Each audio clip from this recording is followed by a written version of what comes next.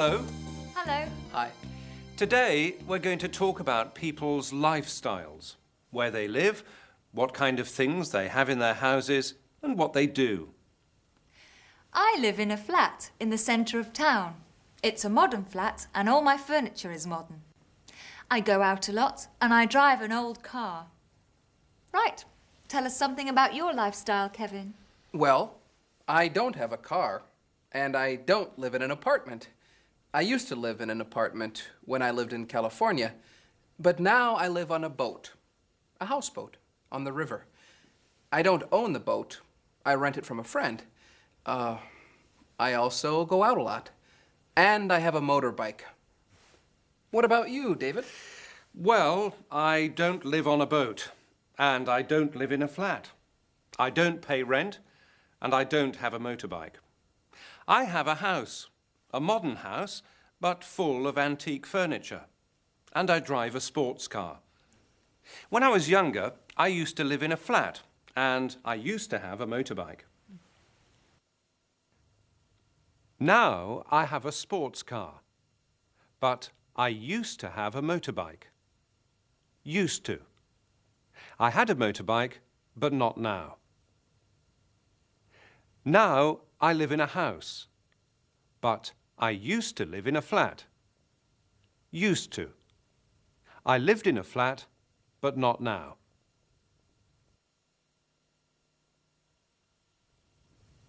Kevin lives on a boat, but he used to live in a flat.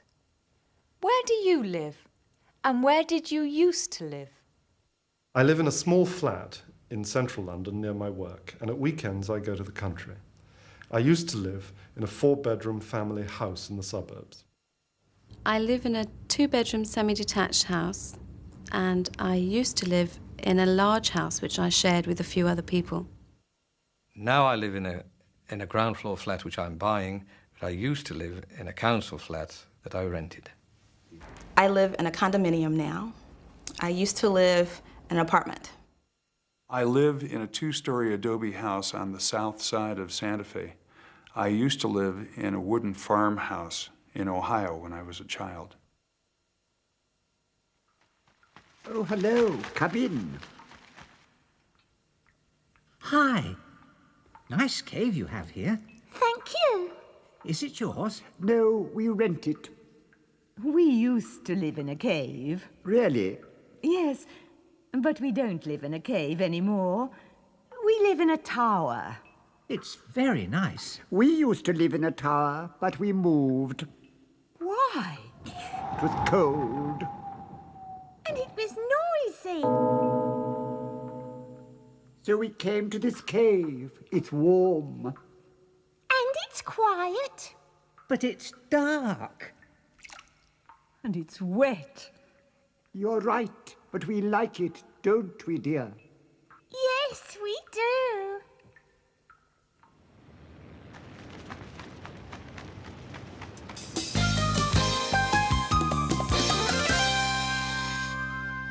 Julia Marsh has a flat in London. She has left MAP advertising and she wants to move to Germany. She's getting ready to go, but she doesn't know what to do with all the furniture in her flat. When are you leaving? Pardon? When are you leaving for Germany? I don't know. Oh, James. This is really difficult. I don't know what to do about this flat. Is it yours? Do you own it? No, I rent it. But all the furniture's mine.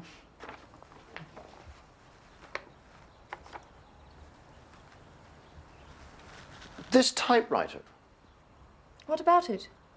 is it yours? Yes.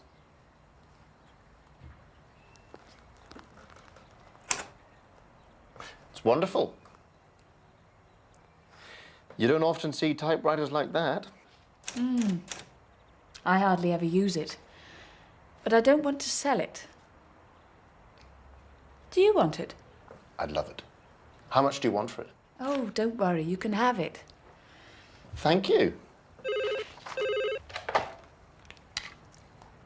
Hello? Speaking. Mike, hello. I'm fine, thank you. No, I'm not working for MAP anymore. I'm going to Germany, I think. Why?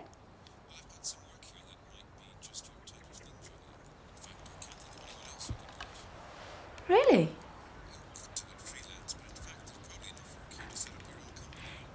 Let me think about it. Bye.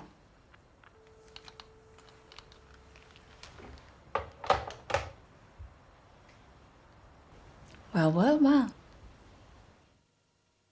Julia has an old typewriter. This is what they said about it. It's wonderful. You don't often see typewriters like that. I hardly ever use it. Always. Often. Hardly ever. Never. Julia talked to someone on the telephone. Who was it?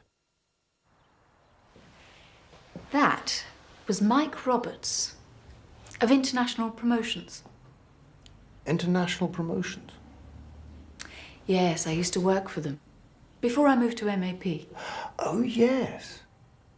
What did he want? He offered me some freelance work.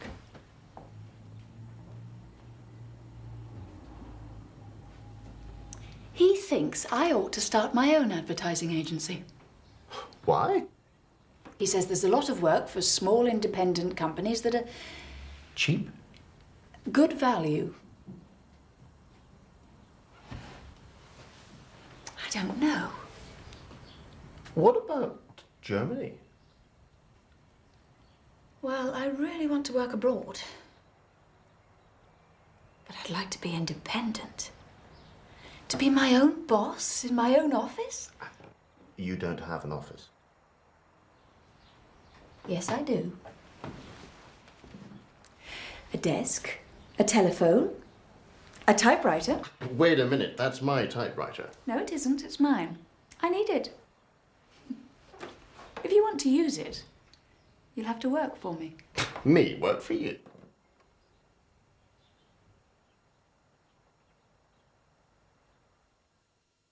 Will Julia stay in London?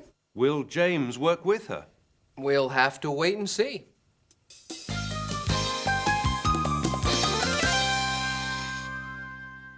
We're now going to Docklands. That's an area in the east of London along the River Thames, where boats used to come in and dock.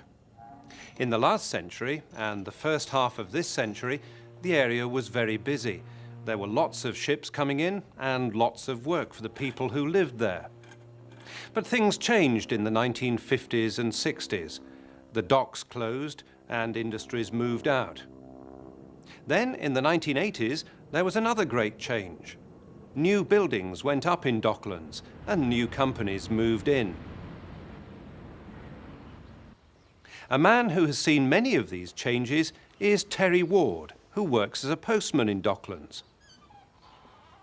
Let's hear what Terry thinks of the changes to the area. The kinds of people and the jobs that they used to do in the last century in the docks were all relevant to Docklands itself and the industries which were joined to it. Today, of course, the people are completely different. And there are a lot of professional people now. Skilled accountants, doctors, lawyers. All of these people don't really fit into the mood of the docks or the tone of the docks. They're the kind of people who would have a townhouse and then would want to get away to the country, somewhere for the countryside. A lot of the flats and houses that have been purchased in the docks, well, at the weekends, they're empty.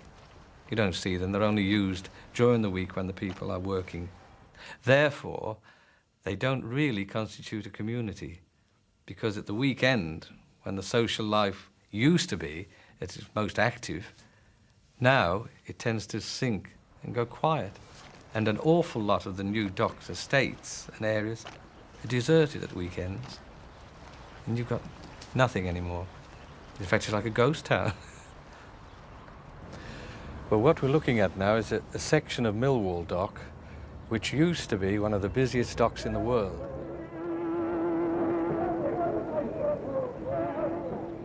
Here, for instance, in the wasteland before us, there used to be the McDougall's flour mill, which was world famous.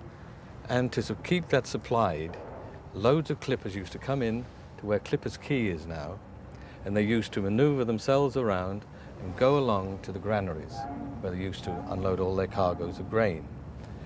That, in turn, was put into storage, and McDougall used to call upon it when they needed it. Also, further along here was where the timber ships used to come. That is why where we are standing now is called Timber Wharf. Well, now we have a whole new estate, which is partly privately owned and partly council estate, which is called Timber Wharves. This has only been in existence 5 years at the most. It's only now beginning to fill up completely with people and families. When Docklands was really thriving many years ago, and they used to have whole estates and rows and streets of houses which are all dockers or related industries. All the people lived there. They had a very close-knit community spirit, and they certainly used to make all their own entertainment, an awful lot of it. And they used to organise trips, you know, days down to the seaside and things like that. And it would all be done, and there used to be social clubs, which certain docks used to have their own social club, for instance, where they'd have dances on Saturday nights and things, and various parties for the children, special treats and things. You'll still find in some of the old streets where the dockers used to live many years ago, in those old cottages, you find a better spirit of community than you do in modern flats.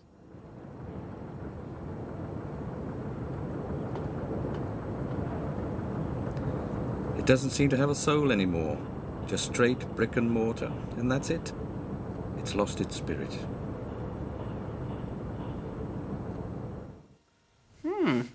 Docklands looks like an interesting place. I think I'll go there on Saturday. Good idea. Well, that's all for now, so... David, Yes? we never say goodbye first. Really? Well, hardly ever. Okay. You can say goodbye first. Thank you. After you, Kevin. No, after you. No, after you. No, you go ahead, please. Goodbye. Goodbye. Goodbye.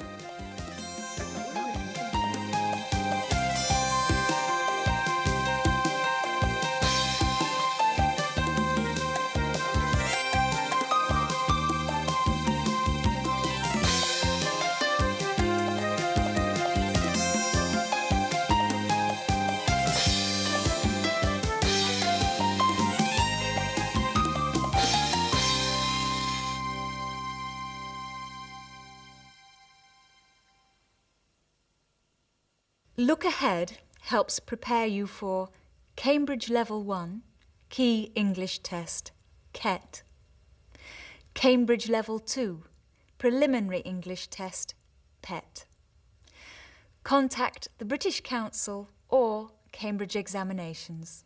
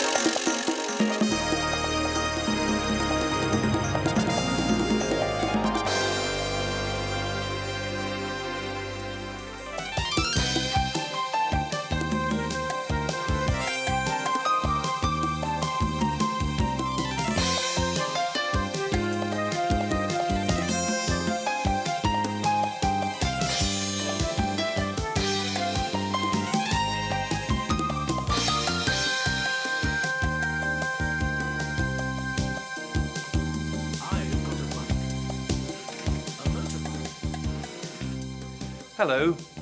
Today we look at what we like and what we don't like, and what we like more than other things, our preferences.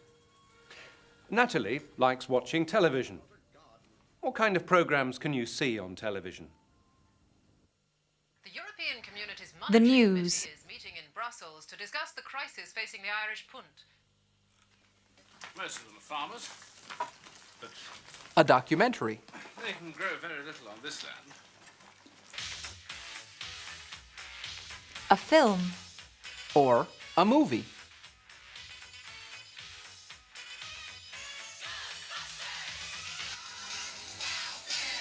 A music program.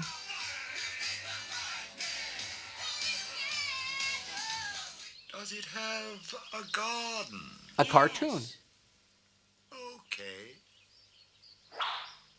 All right, Lucy, you answer A game show. Nick, go with Sandra. What kind of television programs do you like? I like comedy programs and I like documentaries. I like comedies, and I like documentaries, and I don't like police dramas. I like the news occasionally. Types of programs I don't like, generally speaking, are game shows. Bushes. How many bushes are there? There are 2. Natalie likes watching cartoons. And how many flowers are there? Flowers? I like watching cartoons too. Natalie likes watching cartoons, and so do I. Oh no! What's on now? A game show. I don't like game shows. Nor do I. Natalie likes cartoons. So do I. So do I. She doesn't like game shows. Oh no! Nor do I. Nor do I.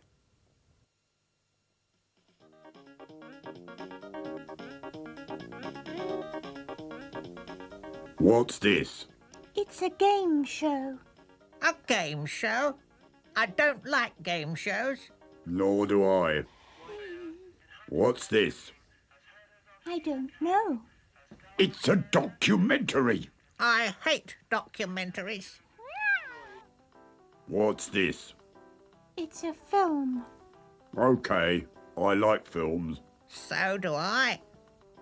Good. But I hate this film.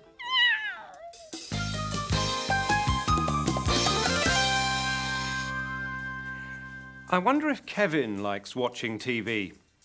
Kevin? Kevin? Kevin! Yes? Do you like watching TV? Watching TV? Yes. No. I'm listening to music. I said, do you like watching TV? Oh. Do I like watching TV? Yes. Yes. It's okay. But I prefer listening to music.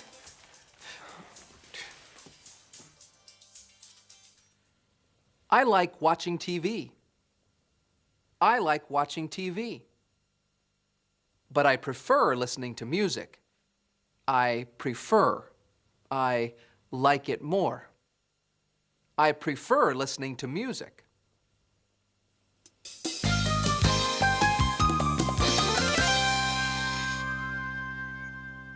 James Brady still works for MAP Advertising. MAP are moving out of London to new offices in the country. James is talking to Julia Marsh about her plans to form her own advertising agency. What have you decided to do? Well, I've thought about it a lot. And I've decided to stay in London and form my own company.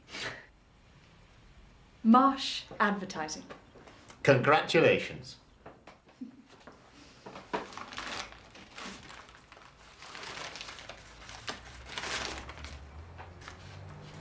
What about you? Me? Are you going to stay at MAP? Yes. Well, I think so. I see. You'd prefer to live in the country? No, of course I'd rather live in London, but I can't. Yes, you can. You can stay here and work with me. I prefer working for a bigger company. You haven't tried working for a small one. Look at these.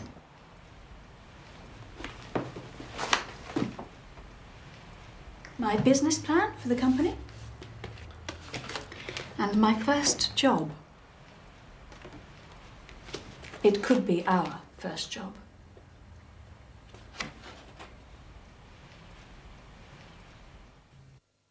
You'd prefer to live in the country? You'd prefer to live in the country. You would prefer. You'd prefer to live in the country.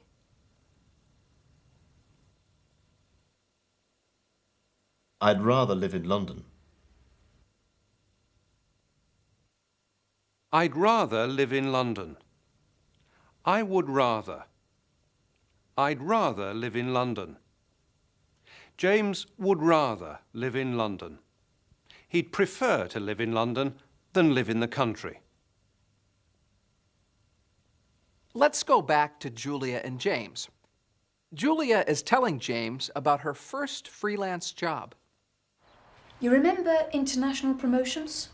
The company I used to work for? Yes. Well, they're organising a big exhibition. What kind of exhibition? It's about health and fitness. And they want me to organise the advertising campaign. Imagine, they don't want to work with MAP now that I've left. Really? Well, that's great. I have to find out what kind of people are interested in keeping fit. And then I have to find out what kind of TV programmes they enjoy watching. That's for the TV advertising. Well, I enjoy keeping fit, but I hate watching TV. Well, you're a big help.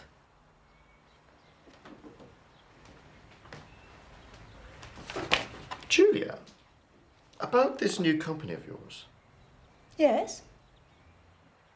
I think I'd like to join you. But James, you prefer working for big companies. Yes. No.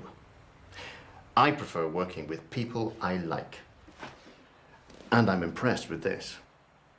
James, I'm very pleased. I enjoy keeping fit.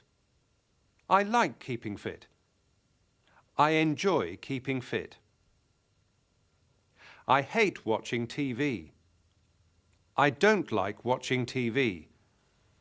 I hate watching TV.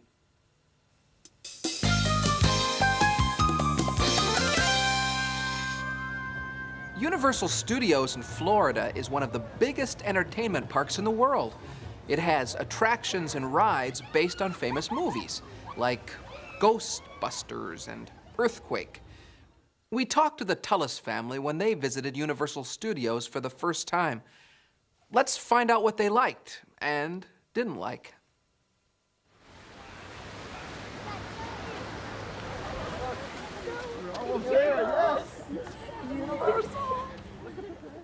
I think a day at Universal is the best type of family entertainment a family could have.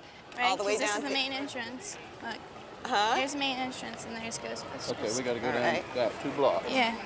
I really enjoy going on the rides, and I'd heard a lot about them. I'd never been here before, and the rides were exciting, and they lived up to their billing. Sounds ominous.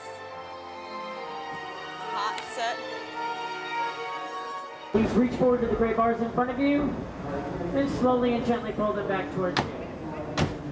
King Kong has escaped and is on the loose. I'm going to turn on the police emergency station and see if I can find out where he is.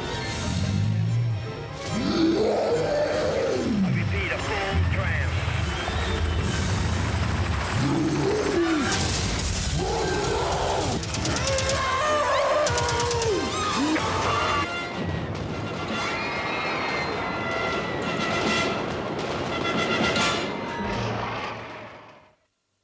I think I enjoyed seeing my family enjoy the rides the most, and the excitement, and I also enjoyed watching the people. Well, it's so authentic, you know. You almost have to be sure that you look up, though, to get the total experience. That's the whole deal. They get you in the mood. I think like the pictures in that. Like my father, I too enjoyed riding on the rides and seeing the people go by. The lines got tedious after a while, but I still enjoyed. I mean, there's nothing I disliked or hated about the day. I enjoyed it, basically everything.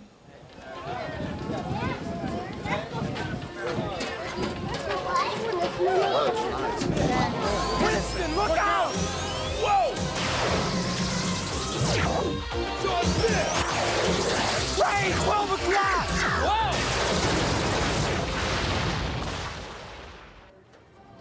I'm hungry.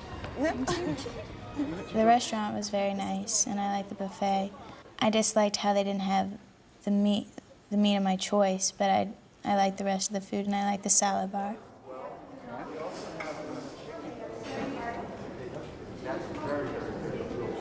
Do you want to try a taste? Thank you, but no thank you. It tastes good. It tastes very good. I liked sitting down for lunch and taking a break. It kind of refreshed me, ready for the next ride.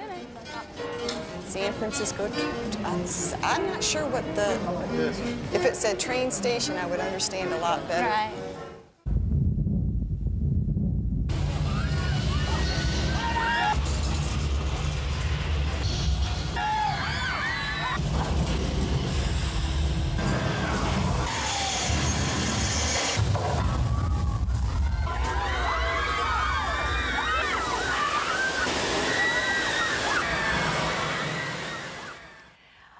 I preferred Earthquake to Ghostbusters. I preferred it primarily because I felt that the visual effects were much more creative and authentic.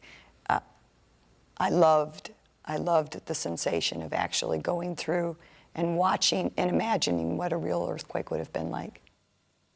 I would much rather go on the rides than watch the movies because the rides are unpredictable. The rides were incredible, but the best part of the day for me, the thing I liked the most, was sharing the excitement and the enjoyment of the day with my family. Boy, I'd like to go on some of those rides. Universal Studios looks like a great place. I love parks like that. So do I. Well, that's all for today. Goodbye. Goodbye.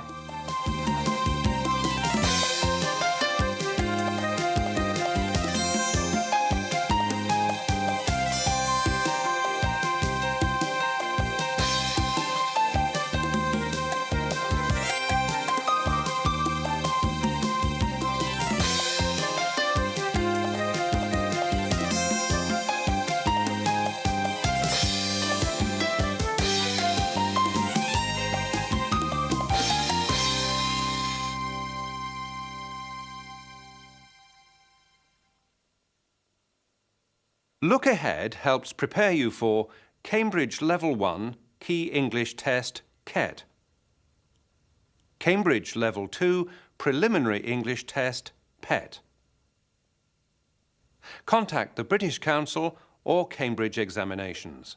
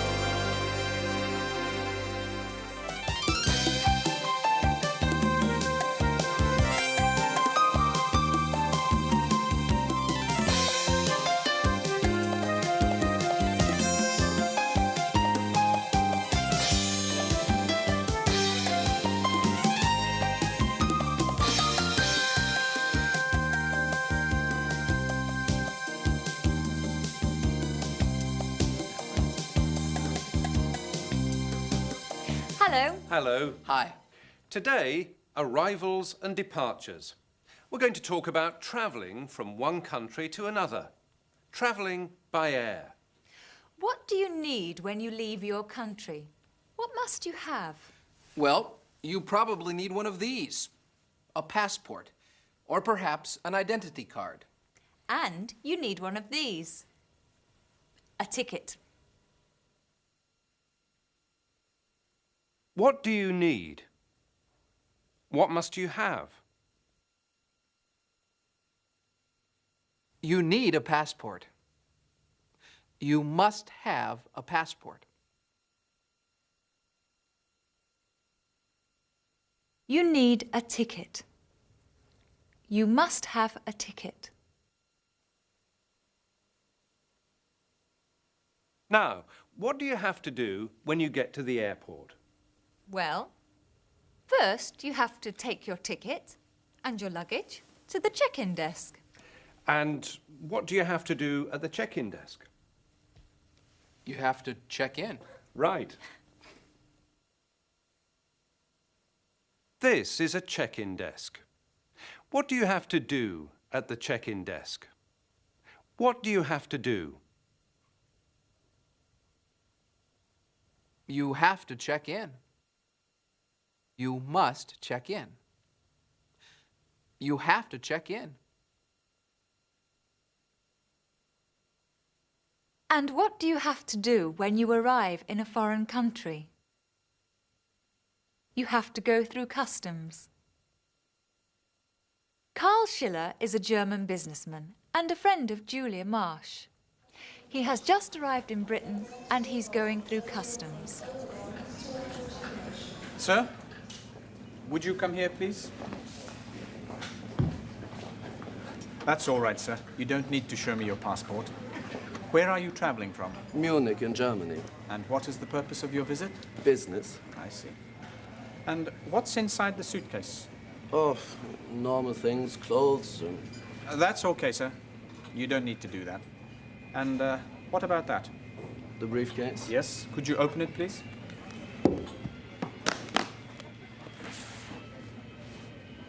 And what's this? A computer.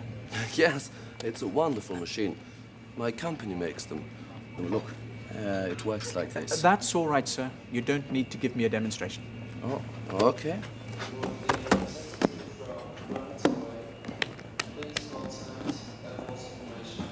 Just a minute, sir. What's in the shoulder bag? Oh, the shoulder bag, just my camera. Could you open it, please?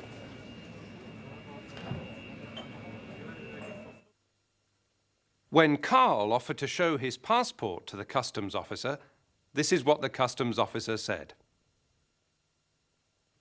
That's all right, sir. You don't need to show me your passport. You don't need to. It is not necessary.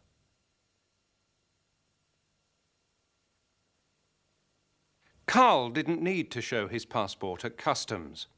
Where do you need to show your passport? At immigration.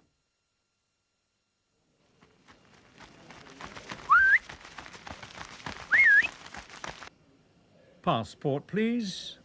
What? Passport. Please show me your passport. Passport? I don't need a passport. Everyone needs a passport.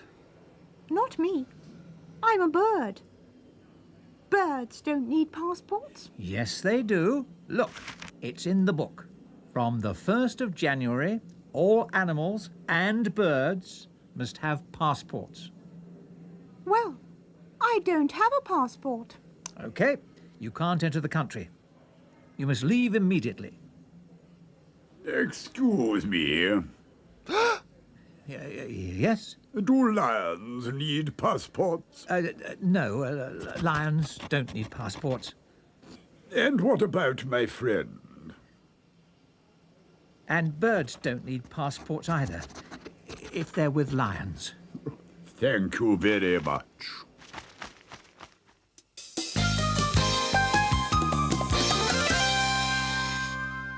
There are things you have to do before you leave your country.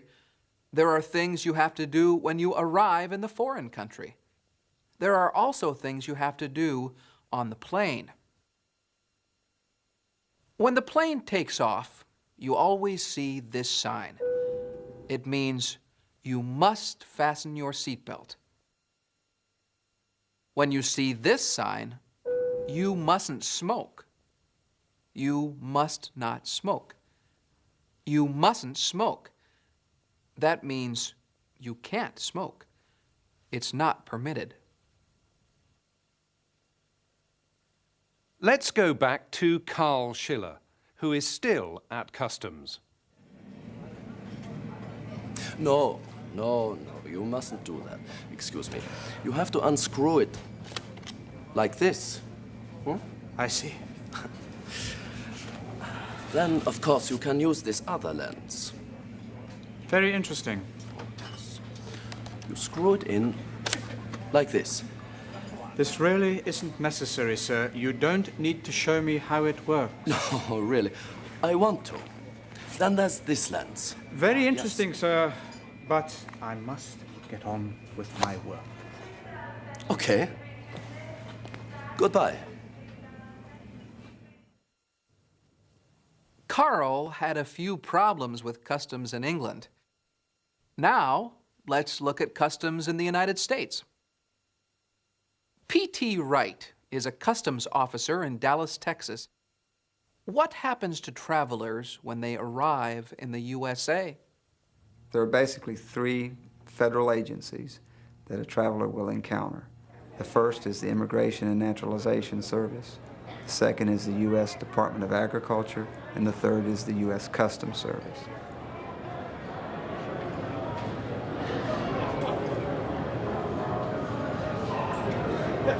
Are you carrying more than $10,000 with you? Could you open that for me, please?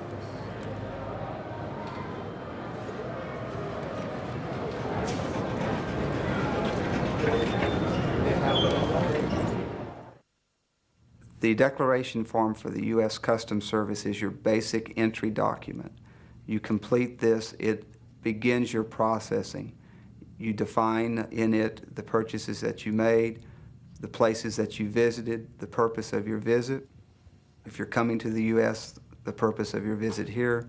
If you're a returning resident, the purpose of your visit overseas. You list on it any items that you would purchase in excess of your exemptions.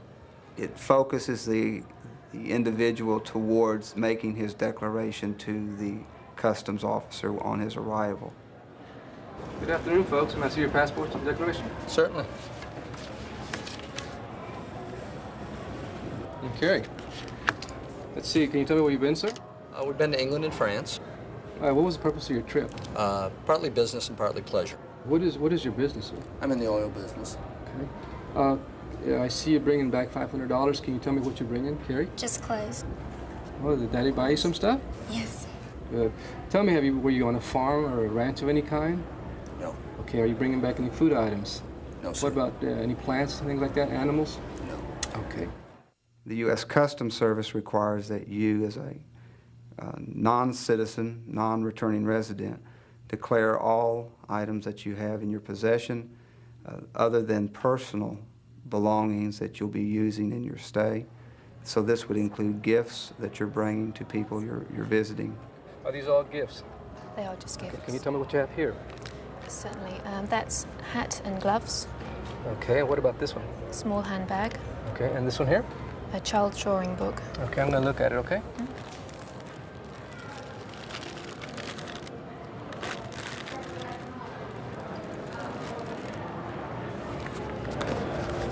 This is all your own personal clothing? Yes, it is. And what is this here? That's some duty-free perfume that I bought back at London Gatwick. I don't have to declare that, though, do I? Is it for personal use or is it a gift? It's a gift. I'm afraid so, yes. Did you not include it in your exemption here? No, I didn't. How much did you pay for it? £25. Yes, I'm afraid that you'll have to include it in your declaration because it's only duty-free from the country that you're buying it in, not from the country that you're bringing it into. If you haven't added it to your declaration, you'll have to add it onto it, okay? I want you to do that right now. Visitors to the United States may acquire specific pamphlets printed by the U.S. Customs Service and distributed worldwide. These pamphlets traditionally carry the name Tips for visitors or customs hints for non-residents. And they should ask for that pamphlet from whoever is helping arrange their travel. That pamphlet will be very explicit in what the traveler must do prior to his entry and what he should do, and then it will even enumerate the specific items that he cannot and should not bring to this country. That was P.T. Wright of the U.S. Customs Service. Today we've talked about arrivals and departures. And we've talked about things you have to do. Things you don't need to do. And things you mustn't do. And that's the end of the programme. We must go. Goodbye. Goodbye. Bye.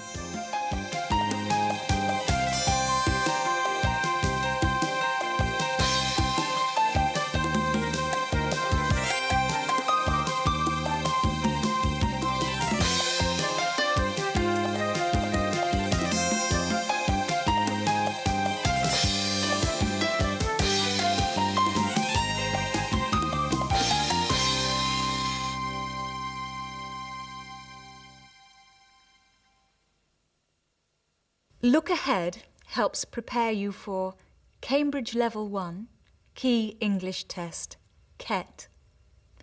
Cambridge Level 2, Preliminary English Test, PET. Contact the British Council or Cambridge Examinations.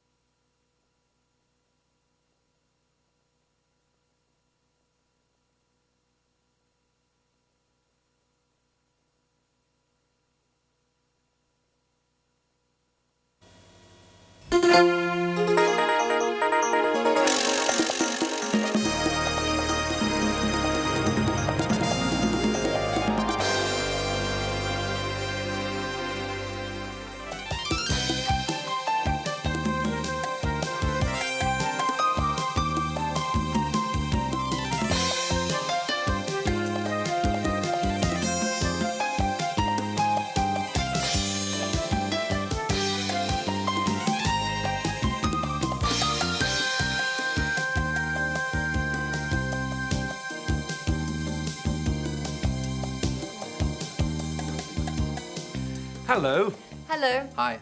Today we're going to talk about crime.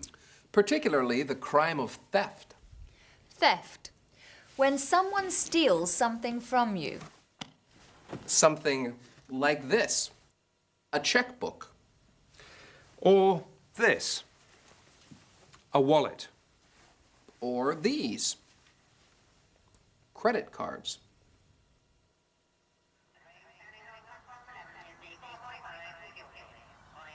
This is a very dangerous station. Is it? Yes. Someone stole my wallet here yesterday. Really? Yes. I was standing right here. What were you doing? I was reading a newspaper. I was standing here and I was reading a newspaper. Like this. And I was eating an apple. Like this. and I was listening to a cassette, like this. And someone stole your wallet? Yes. It's incredible, isn't it?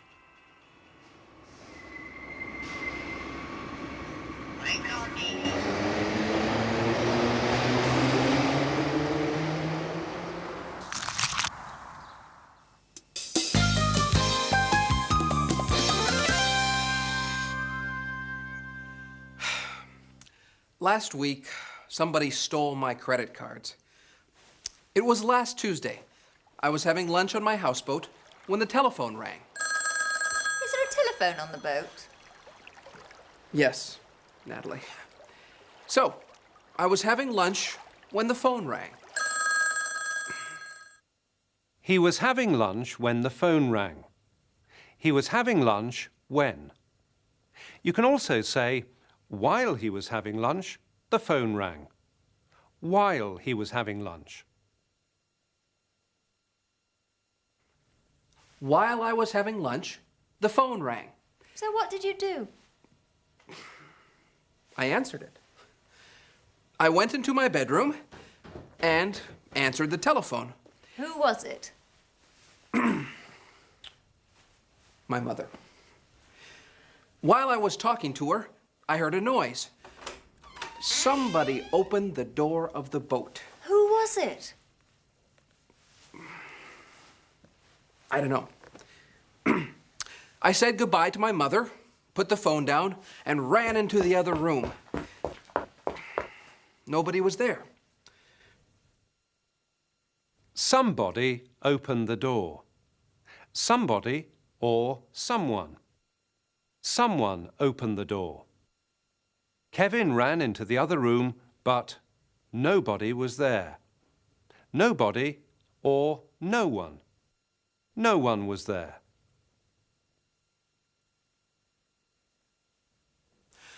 No one was there. Perhaps it was the wind. No, I did hear someone. And that person stole my credit cards. Are you sure? Perhaps you lost them. No, someone did steal them.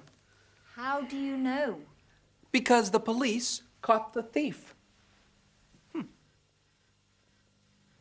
A thief. A thief is someone who steals things, who takes things.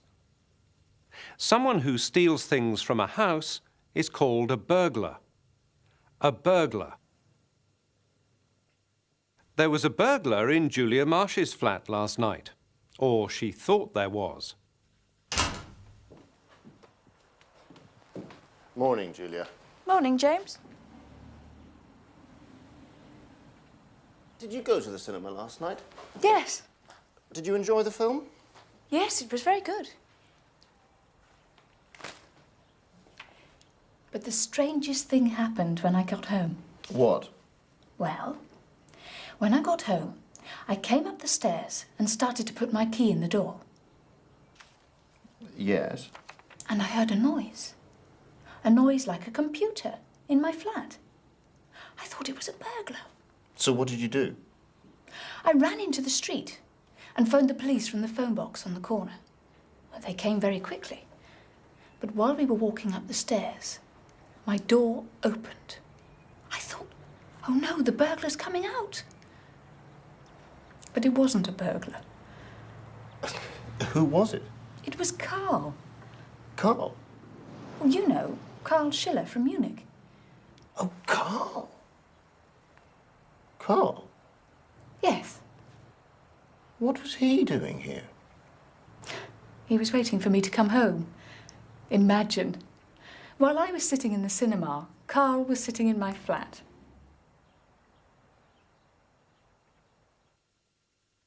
While Julia was sitting in the cinema, Carl was sitting in her flat. While Julia was sitting, Carl was sitting.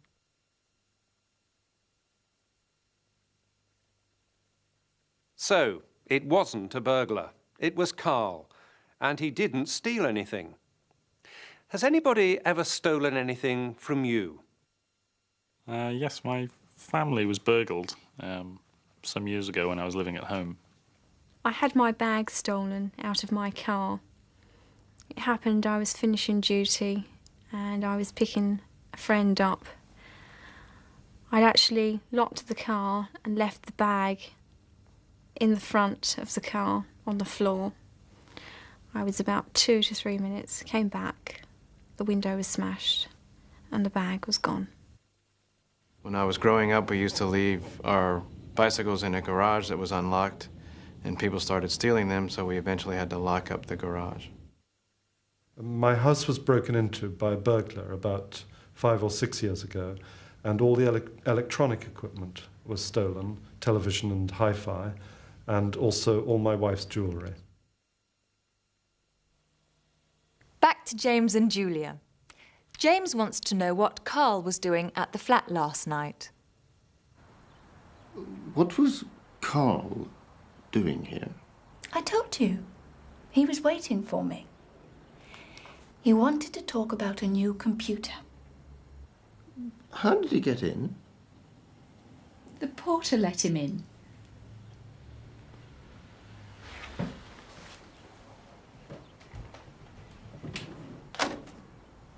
Why did he do that? He knows Carl. He came to the flat one day while he was staying in London. Carl's been to this flat? Yes, don't you remember? No, you didn't tell me that. I did tell you. I remember. Are you sure? Yes, I'm quite sure. Okay. Where's Carl now? He's at his hotel. Oh, good. But he's coming here this morning. Oh, good. He wants us to work together on a new project. Oh, good.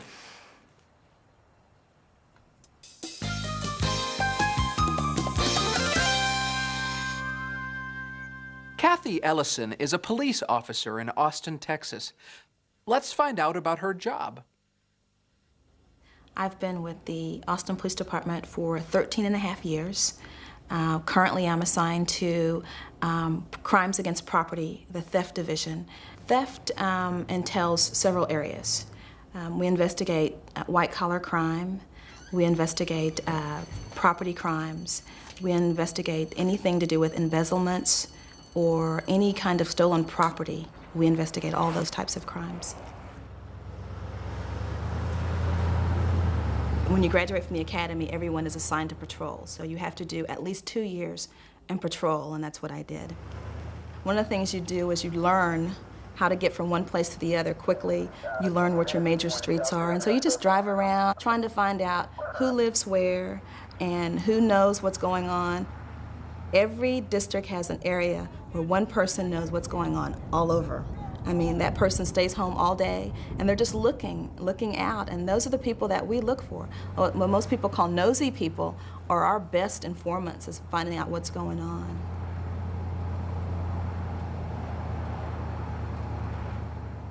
And I think that people tend to trust people of the same race. And I found that even when I was taking police calls with another officer who was not a black officer, if the person that we were talking to were black, they would just, for some reason, turn to me and not the other officer. All these your kids? Hey. I get afraid a lot of the times, but one of the things that you're taught in the cadet class is if people don't see that you're frightened and if you just do your job. And I've talked my way out of a lot of things. Hey, y'all, I can't even hear myself talk. Please.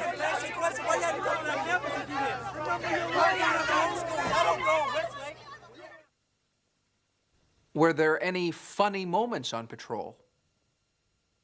Several years ago when I was working patrol in Northwest Austin, I received a call of a female who was distraught. She said that someone was in her home. I was the first officer there. I didn't know where my backup was. And she ran to the door and she goes, they're in here right now. So as we were walking through her home, it was dark, her lights weren't on, and she was behind me, you know, just stuck to me. Like, I don't, it was just really funny. But she saying that the person was in the bedroom because that's where she saw them. And as we were walking through her apartment, the wind came through and blew a curtain right into me, and I thought there was a person that pushed that curtain, and I had my gun drawn and almost shot that curtain.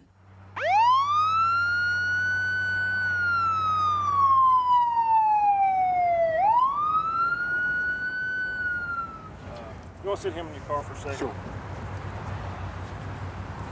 This is the car right here? Yeah, that's his car. At least temporarily.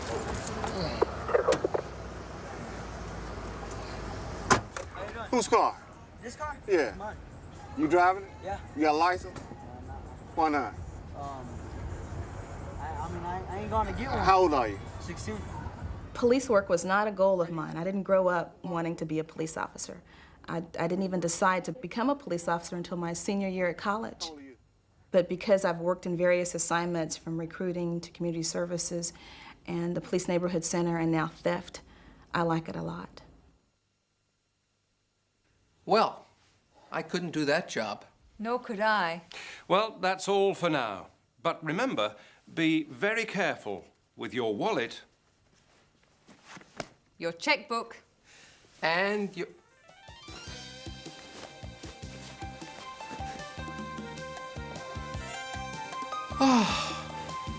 and your credit cards. Goodbye. Goodbye.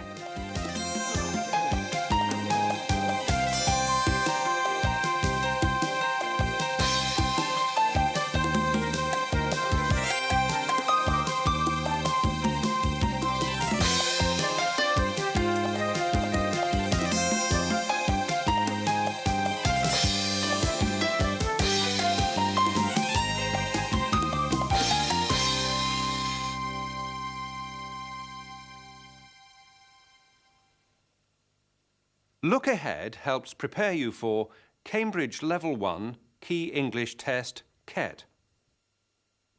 Cambridge Level 2 Preliminary English Test, PET. Contact the British Council or Cambridge Examinations.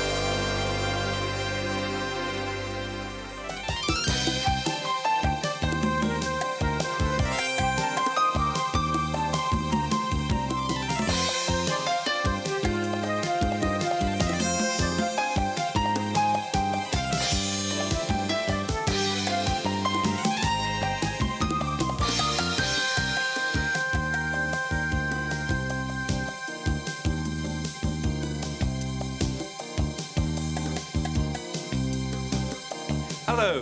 Hello. Hello. Today's programme is about buying and selling, and importing and exporting. That's buying and selling. Between different countries. Importing and exporting. For Britain, this car is an export. And for Britain, this car is an import.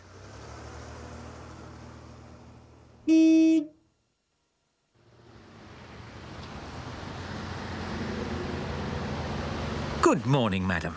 Welcome to Harry's Cars. How can I help you? I want to buy a car. Well, you've come to the right place. We have cars from all over the world. What would you like? A Japanese car? A Spanish car? Or this one? The best car in the showroom. It's a world car. A world car? Yes, every part of this car is made in a different country. The engine is made in Germany, the controls are made in Japan, the tyres are made in France, the windows are made in Spain. What's made in Britain? Ah, these.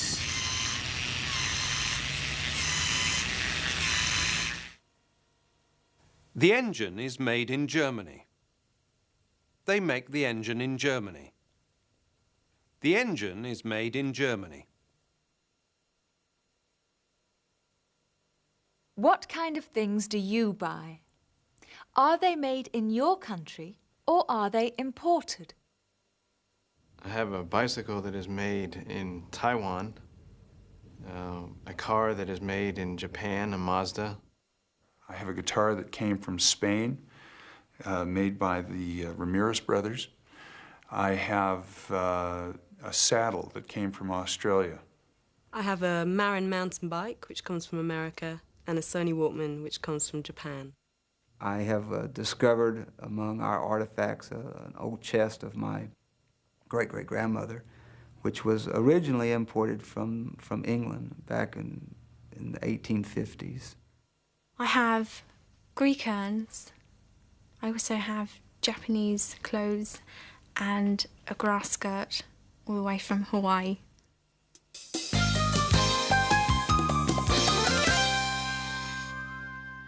This is my new computer. It's a portable computer. You can carry it easily. It's made in Japan. The factory makes about 1,000 computers like this every month. Most of them are exported. About 300 a month are sold in Britain. Hardly any are sold in Japan. So, the hardware, the computer, is made in Japan. But the software comes from California. This is a business program. A lot of software is developed in California, and it's sold all over the world. Most of the computers are exported. They export most of the computers.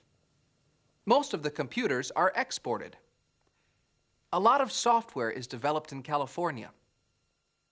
A lot of software is developed in California. Carl Schiller works for a computer company in Germany. He's in London at the moment to talk to Julia Marsh and James Brady. So, Carl, why are you here? I'm here to talk about a new business project. What kind of project? We're developing a new computer for children to use at home. But surely lots of computers are made for children. And several of them are made for home use. How is your computer different? In two ways. First, we're developing a better voice activation system. A what? What does voice activation mean? I'm sorry. Look at this computer. This one doesn't have a voice activation system. In order to use it, you have to read the screen, then type your answer. China. History, yes.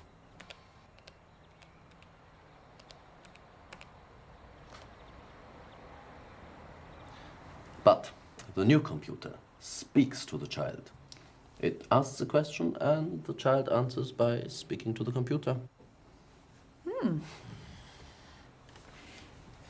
And the other difference?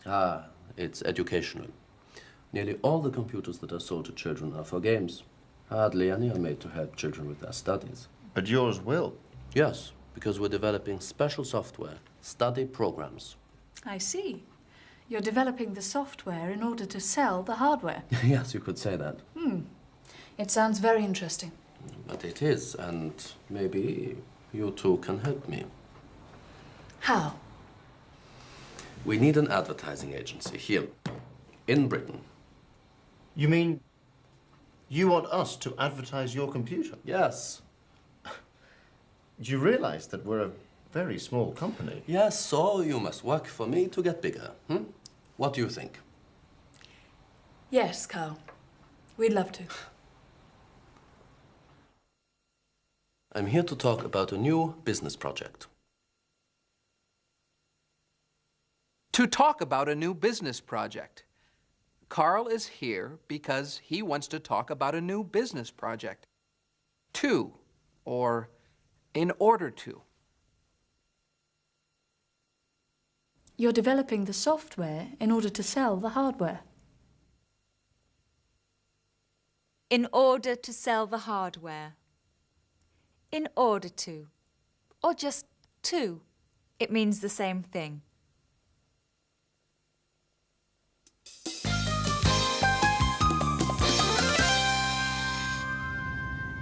There's an English sports car called a Morgan.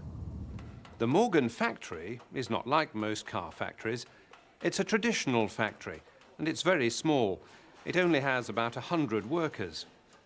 The company was started by Harry Morgan. Today, his grandson, Charles Morgan, is the production manager at the factory. He explains how Morgan cars are made. The Morgan is built using a technique which we call coach building. Coach building was very popular in the 1920s. And in fact, all the best cars in the world were always coach built. And what that means is that rather like in the olden days, with coaches being built out of a wood frame and metal panels, we still build the car that way.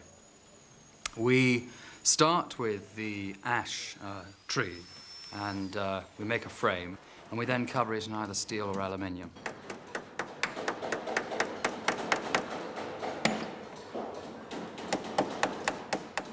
The car is constructed with a steel chassis, and the engine and the driveline and the gearbox and the back axle is assembled into the chassis.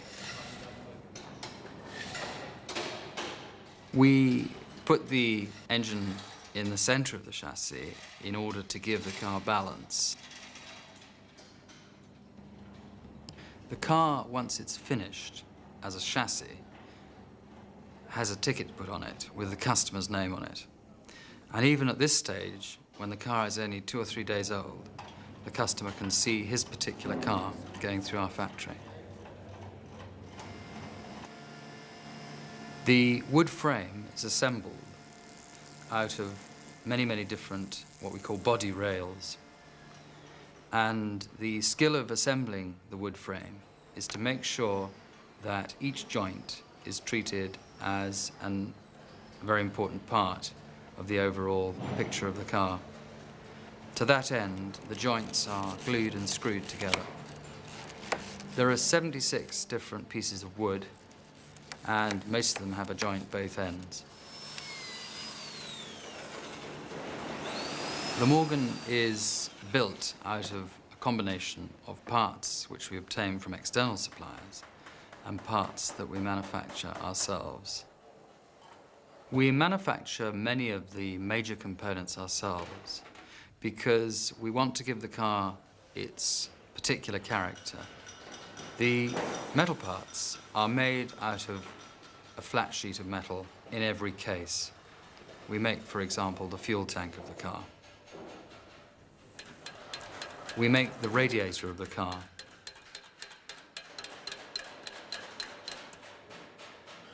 At the final assembly stage, the various items are fitted to the car, like the heater, like the computer box that runs the engine, like all the electrical equipment that makes up the dashboard.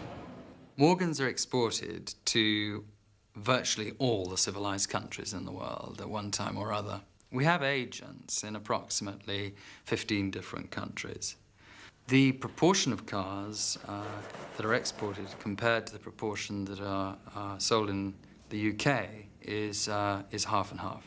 So approximately 50% are exported. The Morgan sports car has a unique look, but it also has, I think, a unique character. And that character comes from the materials that are used in the making of the car. And it comes from the way it's built and the people who build it. Because undoubtedly, of the 100 people who build this car, they all put a little bit of themselves into the car. Lovely cars. That was Charles Morgan at the Morgan Car Factory, where 100 people are employed making cars. And this is a studio where 3 people are employed making programs. And now the program is finished.